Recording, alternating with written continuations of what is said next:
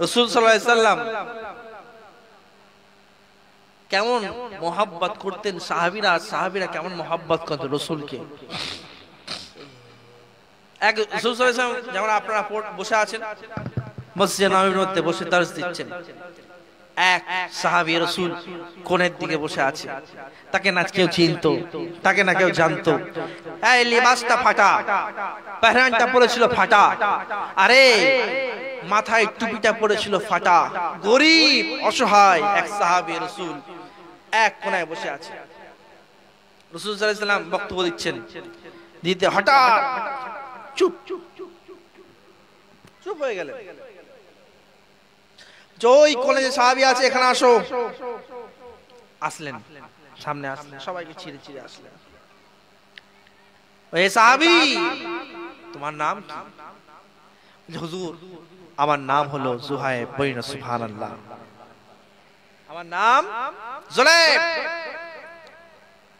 কোথায় বাড়ি? বলে হুজুর এখানে।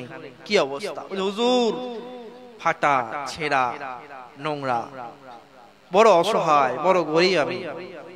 আচ্ছা, প্রতিদিন আসো? জি হুজুর। চলে যাও। আর কি করলেন সাহাবী? রাসূল সাল্লাল্লাহু আলাইহি ওয়াসাল্লাম সাহাবীকে কি বললেন? এই সাহাবীগণ, তোমরা শুনে রেখে দাও, এটা হলো যুবাইব, একে আমি মোহাব্বত করি। বই না সুবহানাল্লাহ, সুবহানাল্লাহ। চলে গেলেন। তারপরের দিন, দ্বিতীয় দিন ফের আমার রাসূল সাল্লাল্লাহু আলাইহি ওয়াসাল্লাম দুদিন পর ফের ডাকলেন। ওই সাহাবী ওই কোণে, সেই সাহাবী জড়ো হয়ে বসে আছে ভয়ে। সবাই বড় লোক, সবারই ভালো লিবাস, সবারই ভালো চেহারা, সবারই ভালো পোশাক আশাক, সুন্দর লেবাস আছে, কিন্তু সে সাহাবীর কিছুই নেই, অসহায়। রাসূল তারপরে ফের ডাকছে, এ সাহাবী এখানে আসো। তিনি এসে বলছেন, তুমি কে? রাসূল জিজ্ঞেস করছেন, তুমি কে? এ সাহাবীগণ, তোমরা কি চেনো? সাহাবীরা প্রশ্ন করে, হুজুর কালকেই বললেন, ফের আজকে এরকম ব্যাপার, কি ব্যাপার? নিশ্চয়ই এর মধ্যে কোনো রাজ আছে। তখন সাহাবীগণ বলছে, ইয়া রাসূলুল্লাহ, আপনি বেহতর জাননে ওয়ালা। ওয়াইনা সুবহানাল্লাহ, সুবহানাল্লাহ। তখন সাহাবী রাসূল সাল্লাল্লাহু আলাইহি ওয়াসাল্লাম ফের, তুমি কে? তখন উনি ভাবছেন, কি ব্যাপার, কালকেও তো রাসূলকে বললাম, আজকেও ফের বলতে হচ্ছে, কি ব্যাপার? হুজুর আমি যুলাইব, আমি আপনার সাহাবী, বড় অসহায়, কিছুই নেই, বড় অসহায়। বলছে, বিয়ে হয়েছে? বিয়ে হয়েছে তোমার? না হুজুর, খাবার পয়সা নেই, নিকাহ করে বউকে খাওয়াবো কি? বড় কষ্টের কথা। চলে যাও, চলে যাও। তারপরের দিন ফের মসজিদে নববীর মধ্যে ফের জলসা লাগানো শুরু হলো।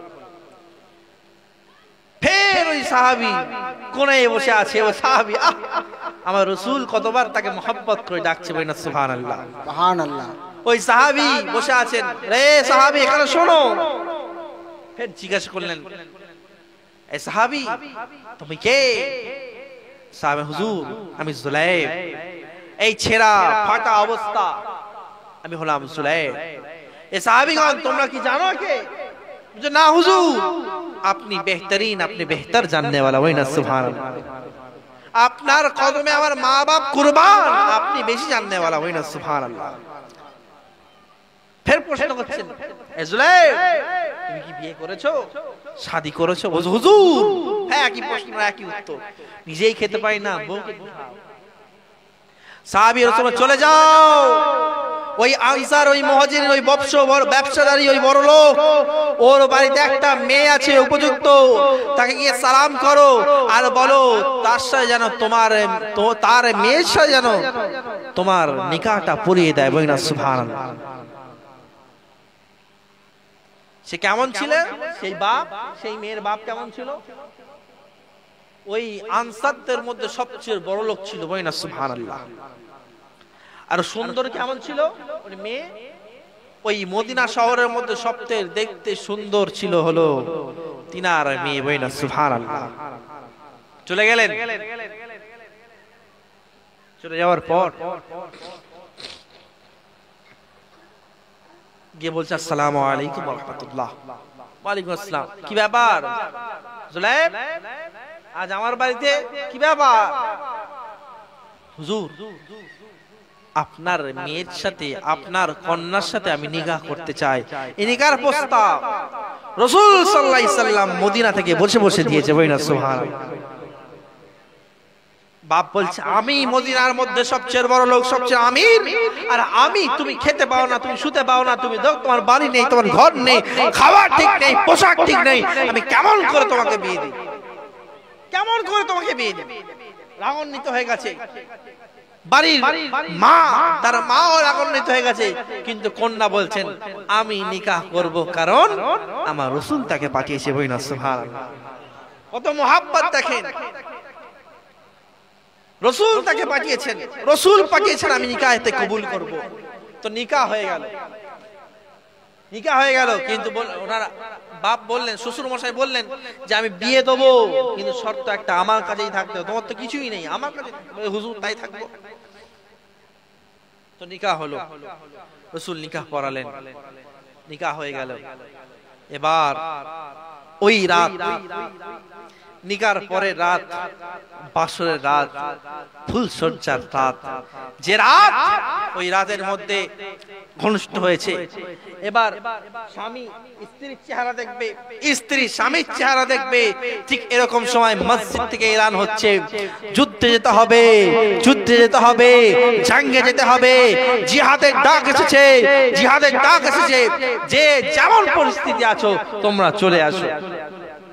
এই খবর আল্লাহর নবীর ফেরেশতা, আল্লাহর নবীর সাহাবা জুলাইব নিজের কান দিয়ে শুনে সঙ্গে সঙ্গে খাট থেকে উঠে পড়লেন। সঙ্গে সঙ্গে নিজের খাট থেকে নিজের প্রথম দিনের ফুলসজ্জার স্ত্রীকে রেখে খাট থেকে উঠে বললেন। স্বামী বলছেন, স্ত্রী বলছেন, এ আমার স্বামী, আজকে তো ফুলসজ্জা, আপনি চলে গেলেন কেন, আপনি দাঁড়ালেন কেন? বলছে দেখো না, মসজিদে নববী থেকে এলান হচ্ছে, জিহাদের ডাক এসেছে, জিহাদের ডাক এসেছে। আমার রাসূল সাল্লাল্লাহু আলাইহি সাল্লামকে আমার রাসূল আজকে জিহাদের ডাক দিয়েছে, আমি কি করে তোমার সাথে থাকতে পারি? বড় কথা ভিন্ন করে লম্বা হয়ে যাবে, কিন্তু কথাটা বলছে এটাই। স্বামী স্ত্রীর মধ্যে কথা না বলে বলে, আরে ফুলসজ্জা জং থেকে ফিরে আসলেও ফুলসজ্জা হবে, ফুলসজ্জা হবে, বিয়ে হবে, সংসার হবে। কিন্তু রাসূলের জিহাদের ময়দানে যদি আমি না যাই, রাসূল আবার কবে ডাকবে? রাসূলকে তো আমি অর্থ দিয়ে সাহায্য করতে পারি না, ইসলামকে তো আমি অর্থ দিয়ে সাহায্য করতে পারিনি, ইসলামকে তো আমি নিজের খুন দিয়ে যদি সাহায্য করি, জিহাদে গিয়ে যদি সাহায্য করি, আমার রাসূল যদি খুশি হয়ে যায়, আল্লাহ খুশি হয়ে যাবে। আমি আজকে বিস্তারের বিস্তারের মধ্যে আমি শুতে পারবো না, স্ত্রী তোমার সাথে থাকতে পারবো না। এই বলে দরজা খুলে যখন বেরিয়েছে, তখন শ্বশুর শাশুড়ি ভাবছে কি হলো, জুলাইব বেরিয়ে গেল কেন, জুলাইব বেরিয়ে গেল কেন? এরকম অবস্থায় শ্বশুর শাশুড়ি প্রশ্ন করলো, এ জুলাইব, এ নতুন জামাই, আপনি নিজের বাসর ঘর থেকে বেরিয়ে এলেন কেন? বলছে রাসূল জেগেছে, রাসূল জেগেছে। বলছেন জুলাইব বলছেন, ইয়া রাসূলুল্লাহ, ইয়া হাবিবাল্লাহ, আমি আপনার জন্য সব রাসূলের জন্য আমি সমস্ত কিছু দিতে পারি। এই রাসূলের ওসিলায় আপনার কন্যাকে পেয়েছি, এই রাসূলের ওসিলায় আপনি আমার শ্বশুর হয়েছে, আমার রাসূলের ওসিলায় এত কিছু যদি পেয়েছি, আমার রাসূল আজকে জিহাদের ডাক দিয়েছে, আমার রাসূল আজকে আমাকে ডেকেছে, আমাকে অবশ্যই যেতে হবে। শ্বশুর বলছে, তুমি নতুন শাদী করেছো, রাসূল তোমাকে জিহাদে ডাকবে না, তুমি না গেলেও রাসূল খুশি হবেন তোমার উপর, অসন্তুষ্ট হবে না। তিনি একটাই কথা, আমি তো পয়সা দিয়ে ইসলামকে সাহায্য করতে পারিনি, আমি তো পয়সা দিয়ে সাহায্য করতে পারিনি, আমি তো অর্থ দিয়ে সাহায্য করতে পারিনি, কিন্তু আজ যদি জিহাদে যাই, নিজের শরীর দিয়ে, নিজের বানান দিয়ে তলোয়ার করে ইসলামের জন্য চৌচির হয়ে আমি ইসলামকে বাঁচিয়ে দেবো, ইসলামের কাছে শহীদ হয়ে যাব। ইসলামের জন্য আজকে যদি ফানা হয়ে যায়, আর যুদ্ধ থেকে যদি ফিরে আসি, অবশ্যই তোমার মেয়ের সাথে ফের ফুলসজ্জা করব, তোমার মেয়ের সাথে অবশ্যই সংসার করব। এই বলে চলে গেলেন। রাসূলের দরবারে পৌঁছে যাওয়ার পর সঙ্গে সঙ্গে জুলাইবকে দেখে রাসূল অবাক। জুলাইব, তোমার আজকে নিকাহ হয়েছে, তুমি চলে এসছো, তোমাকে জিহাদে যেতে হবে না, তুমি চলে যাও। তোমাকে, তুমি চলে যাও তোমার নতুন স্ত্রীর কাছে। আজকে প্রথম রাত, আজকে প্রথম দিন তুমি জিহাদে। রাসূলের কতই আশিক ছিলেন ও সাহাবী, দেখেন নিজের বউকে, ফুলসজ্জাকে ছেড়ে দিয়ে ঝগড়া করে রাসূলের দরবারে পৌঁছে গেছে। আর যখন বলছে, রাসূল বলেছেন চলে যাও, সঙ্গে সঙ্গে পায়ে পড়ে কাঁদতে শুরু করলেন, ইয়া রাসূলুল্লাহ, ইয়া হাবিবাল্লাহ, জান দিতে এসেছি আপনার জন্য। ইয়া রাসূলুল্লাহ, আমার মা বাপ কুরবান আপনার জন্য। আমি অর্থ দিয়ে তো আপনাকে ইসলামকে সাহায্য করতে পারি না, আমি কিছু করে ইসলামকে সাহায্য করতে পারি না, কিন্তু ইয়াকিন আমি জিহাদে গেলে ইনশাআল্লাহ আমার দ্বারা যদি ইসলাম একটু সাহায্য হয়, আমার ইয়াকিন আমি জিহাদে গিয়ে যদি শহীদ হয়ে যায়, আল্লাহ আমাকে কবুল করে নিয়ে আমাকে জান্নাতি করে দেবে। আপনার গোলাম হয়ে মরতে চাই, আপনার গোলাম হয়ে মরতে চাই। তো যুদ্ধ হলো, জিহাদ হলো।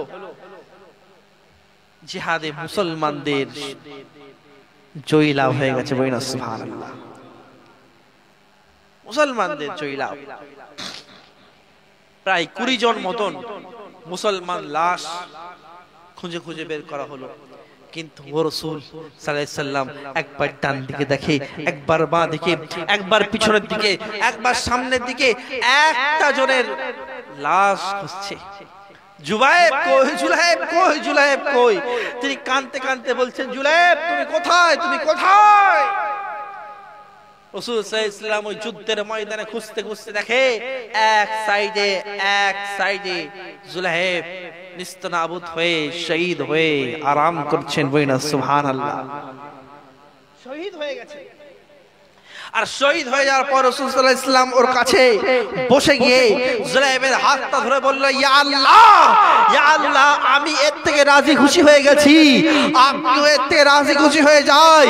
এ জুলাইব যেমন আমার এখানেও বন্ধু ছিল, কাল কিয়ামতের ময়দানে যেন এই জুলাইব আমার বন্ধু হয়ে যায়। বলিনা সুবহানাল্লাহ। রাসূলের জন্য জান কুরবান করে দিয়েছেন। আরে রাসূলকে